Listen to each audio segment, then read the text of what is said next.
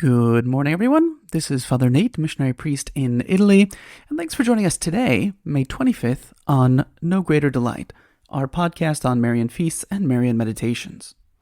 Well, today, as always, we have a number of feasts. We'll start off in Jerusalem, and then we'll go to the United States, actually, and then to Italy and Spain. So, to get us started, we celebrate today, as they call it, Our Lady the New.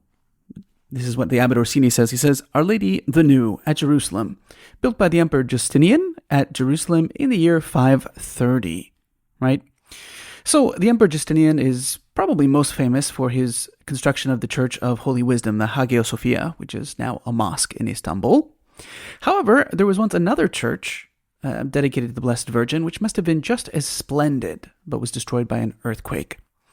Recent archaeological excavations have uncovered the foundation of the church, but also one of Justinian's court historians who wrote in great detail about the construction of the Nea, the Church of Our Lady the New, right?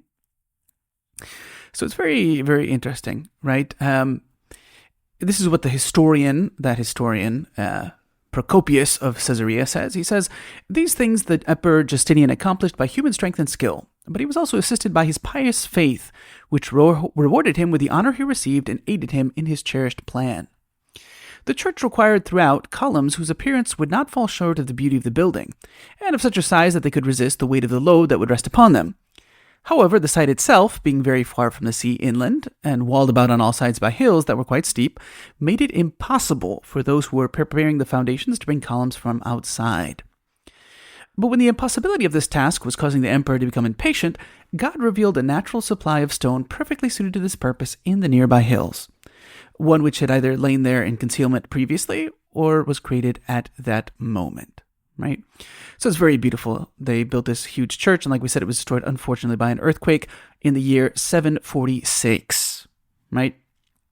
Recent archaeology confirms that the church was very large for the time, over 100 meters long and 52 meters wide, and probably had 5 aisles. Antoninus of Piacenza, who visited the basilica in about 570, wrote, with its great congregation of monks and its guest houses for men and women. In catering for travelers, they had a vast number of tables and more than 3,000 beds for the sick. So it was quite an impressive church. Now we're going to jump across the ocean to Our Lady of Consolation in Cary, Ohio. In 1868, Father Joseph Peter Glodin, the pastor of a church about 7 miles distant, was assigned to help with a new congregation in the northwest Ohio village of Cary, right? Because, like many of the Catholics there, he was from Luxembourg. Cary's church, dedicated to St. Edward, stood unfinished. Father Glodin encouraged his parishioners to complete the building by promising to rededicate it to Mary Consolatrix Afflictorum, the patroness of Luxembourg. In fact, he imported a replica of her statue in Luxembourg's cathedral, which he kept in his parish in Frenchtown while construction proceeded. On May 24th, 1875, when a procession carried the statue the 7 miles to Cary, because again, like we said, it was in his other parish, a miracle occurred. A storm blanketed the region, but although pilgrims could see the rain falling all around them, they and the statue remained dry the whole way.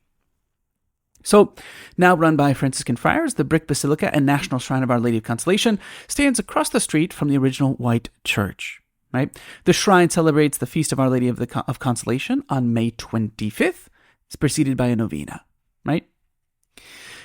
Then we're going to jump over to Italy, where they celebrate Beata Vergine della Sassola in Campo Galliano, Modena, Emilia-Romagna, Italy, which is, it says, the Virgin of the Baler. We'll have to see exactly what that means here. Anyways, the feast commemorates an apparition that took place in 1745, right? It was 1743 when the Austrian and Spanish armies found themselves in a great battle in the fields of Camposanto, which for a brief time was turned into like a killing field, right? Because there were so many dead people there, right? That February of death was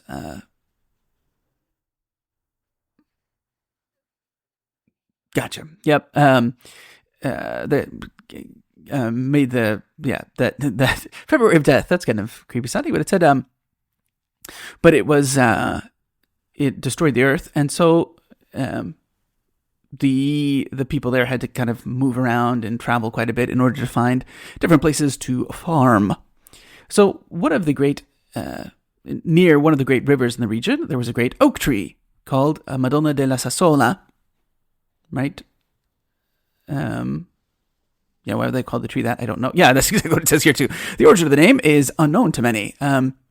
Some people said that it belonged to a certain Sassoli family, and that maybe they came from Sassuolo, but who knows? In any event,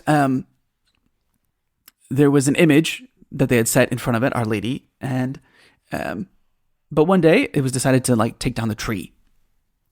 And so, when that zone was, after the war, it got kind of more normal. A girl who was from Rubiera reached the oak tree, and at that moment she saw something very strange. She said it was a brilliant light, and a clear voice came to her ear saying, Domenica, which was her name, I'm tired of being exposed to the weather here. It's my will that here they construct a church, right? Because obviously they'd taken down the tree, the image was unprotected. So she ran to the parish pastor of Campo Galliano and gave him that order. She was a little bit afraid, but of course the pastor didn't listen to her and showed her the door. 3 months later, that girl passed again by the tree and heard the same voice that called her and said, Domenica, take the rose that you see at the feet of this pillar. Give it to the pastor and he'll believe you. And sure enough, there was a rose at her feet, but given that it was August, it was dry and nasty looking. So the girl picked it up, took it in her hands, and gave it to the pastor, who was going to show the girl the door again, when he saw that the rose had actually flowered. It was beautiful and smelled wonderful, and the leaves had turned healthy green. So before the end of 1745, the construction had begun to build the church there. And then we will also go back, this is our last celebration today, to Spain, where they celebrate Nuestra Señora del Prado in Ciudad Real, Castilla-La Mancha, Spain. It's Our Lady of the Field. So it recalls that a statue was found on this day in 1088.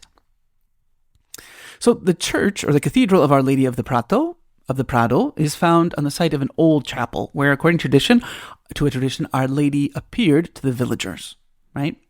The Virgin of the Prado is... she's revered in Ciudad Real because she's the patroness of the town. It's a Baroque statue made of wood, and ancient documents in the parish archives testify that this is the history of this story, right? So around the year 1013, Mosen Ramon Flores, a knight and a private servant of King Sancho el Mayor of Navarra, was near this place when his horse sank its leg into the same fountain where he was drinking, right? So Mosen Ramon tried to free his horse's leg, and he discovered that there was a large underground cave, right? So attracted by curiosity, he entered into this cave and found in a niche in the wall a beautiful statue of the Blessed Virgin Mary, right? So there was actually a parchment in ancient Latin, I don't know exactly what that means, Old Latin, or just in Latin, that explained the statue and how it ended up there. It was called the Virgin of the Tournaments, La Virgen de los Torneos, buried 3 centuries before by devout Christians to save her from destruction by the Muslims who had invaded, right? He was very happy, but he dared not to move the image because he was sure that this was a heavenly gift. So he became convinced, though, that his master, his king, could pay more tribute and veneration to the statue, and so he decided to load it onto his horse to take it to the town, right? However, the horse refused to walk. So apparently he assumed, rightfully so, that the image did not want to move, right? So he decided to make a precious basket, a casket, it says, to carry it, right? And so, sure enough, it did, with the casket,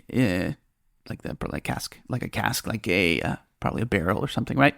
So he brought it to the king, and then this statue, including its container, was passed down through the succession of Christian kings. So it became known as Our Lady of Kings, right? So it was noon on May 25th, 1088, that Marcelo Colino from Toledo was returning to Córdoba with the Holy Virgin to return it to the monarch, right? So on the feast day of St. Urban, he stopped to rest with his entire entourage in a small village. Some curious people approached him, and he showed them the image of Our Lady, right? So when the people saw it, they were ecstatic, and they said, please, please leave us this statue. However, even though they were very devoted, that wasn't enough to convince Marcelo to leave the statue at Ciudad Real, right? Among all the citizens, though, there was one who continued to remain in prayer throughout the night, requesting that their desire be granted. At one point, he saw a white dove perched on an oak tree, where a few hours later the image of Our Lady had been placed. Eager to send away the beautiful dove, he threw a stone at it, and it turned into the Virgin Mary. Stunned by his vision, he fainted, but after he recovered, he joyfully ran back to his neighbors, shouting, "The Virgin is back!" Right? And so, perhaps out of that inspiration, Marcelo returned to the village, and he left the image to them, right? But he gave it to them temporarily to say, okay, yep, you can honor her. But then he tried to take her back, but it became so heavy that he couldn't put her back in the container, right? So after 3 days in prayer, she still couldn't be moved, and he said, okay, we're just going to leave it. He let the king know, and the king said, okay, that's fine. But he also went to go visit the town and to see the joy of the villagers who had been chosen by Our Lady to be her home. So that is what we are celebrating today in the Marian world on May 25th. For today's Marian meditation, taken from the book by Father Ildefonso Villar, we continue with Meditation 74 on Mary's last years. And now we read point 2, the life of fervor. There is no sanctity without fervor. How great then was the fervor of Mary, since her sanctity was so high? Can you even imagine that she could do anything carelessly, ungracefully, distracted, only through compulsion? She is always endeavoring to serve God as a real handmaid, always better and always more, with an ever-increasing charity, uprightness of intention, and interest. On the road to sanctity, to stop is to go back. Imagine then how great must have been the growth and virtue of that heavenly lady. While thinking of this, be ashamed of yourself in her presence. She, always pure, always holy, always full of grace, strives nevertheless ceaselessly after the better, never stopping, while we, what are we doing? Let our heart give the answer.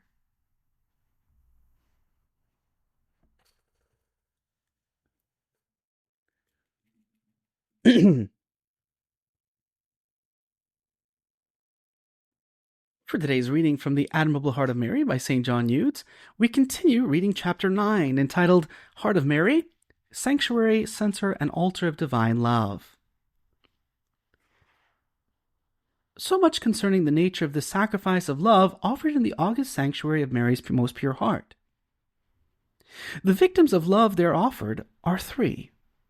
First is her divine Son, the adorable victim offered by the Blessed Virgin with all her heart and love, unspeakable, in the Temple of Jerusalem and on Calvary. She still continually offers him to God in heaven, and in each of the sacrifices being daily celebrated throughout the world. If all Christians possess the right to offer to the Divine Majesty the same sacrifice that is offered by those who are honored with the sacerdotal character, how much more truly must not the mother of the sovereign priest enjoy that right and power? I do not claim that Mary is corporally present at the sacrifices offered on earth, but that she does assist at each Holy Mass in spirit, heart, and affection. John Gerson, the pious chancellor of the Paris University, says, if Mary did not receive the character of the sacerdotal office, the priestly office, on the night of the Lord's Supper, nevertheless, both then as well as before and after, she was anointed with the interior grace of the faithful. She was not to consecrate, but to offer a pure, holy, and spotless heart on the offer of her heart. The second sacrificial victim is the Saviour's mother herself. As our adorable Redeemer immolated himself for the glory of his eternal Father and for the salvation of mankind, so too his most holy mother, wishing to imitate her Son as far as possible, likewise sacrificed herself for God's greater glory, with a heart burning with love for his divine majesty. Thus Mary lived on earth in a state of perpetual sacrifice of her whole being. The third victim comprises countless souls that have been sacrificed to God in the marvelous sanctuary of Mary's virginal heart. To understand this, we should remember that if the Eternal Father gave us all things when he gave us his beloved Son, and the citation there is from Romans chapter 8, verse 32, this gift applies still more truly to her, to whom he gave the divine word to be her own Son. Hence the Queen of Heaven and Earth, knowing full well that all things in the universe belonged to her, and wishing to employ all of them for the greater glory of him from whom she had received them, offered and sacrificed as victims of his divine majesty every creature in the world. She knew that sacrifice is the greatest honor that can be rendered to God, and that we can therefore make a holier use of anything that belongs to us than to offer, give, and sacrifice it to the sovereign Lord of all things, provided it be done in accordance with his holy will.